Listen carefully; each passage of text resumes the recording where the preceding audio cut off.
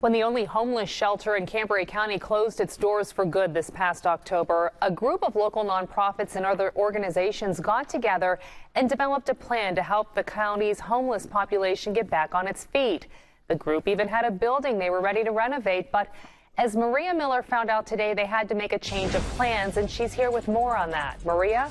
Well, Jen, Catholic Charities took the lead back in October and promised to help the homeless with a place to stay while a permanent shelter is constructed, and they've been doing just that. But recently, the entire committee working together on that project hit a bit of a roadblock and had to find a new building for that shelter.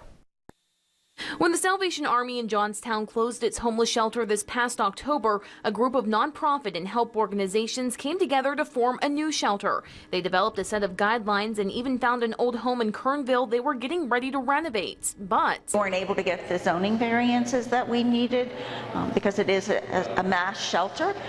There were other buildings that we had our eye on, and we have now been approved to go to Dale Borough on Bedford Street. The new location isn't as close to downtown as officials had hoped, but they say the new building is bigger and they have room for a parking lot. It will be pretty invisible to the outside world that it's a homeless shelter, but yet for our residents it will feel like a home in a little community in Johnstown. The property was foreclosed by the government several years ago and purchased by the county.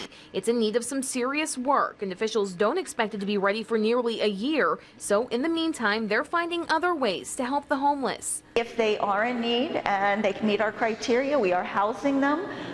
Sometimes they only need a night or two till they can get stabilized. Sometimes they need a longer period, up to 7 days. But as the organization has said before, the shelter will not be a handout, nor will it be a quick place to spend the night for those passing through. Requests Johnstone says she's already seen.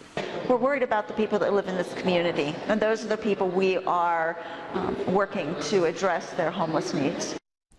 When that shelter officially opens, hopefully by Thanksgiving of next year, it will be equipped with a case manager whose sole purpose will be to help the homeless find a job and a permanent place to stay. In the meantime, Catholic Charities says it will continue to help those residents of Cambria County who are truly homeless. Reporting live, Maria Miller, 6 News.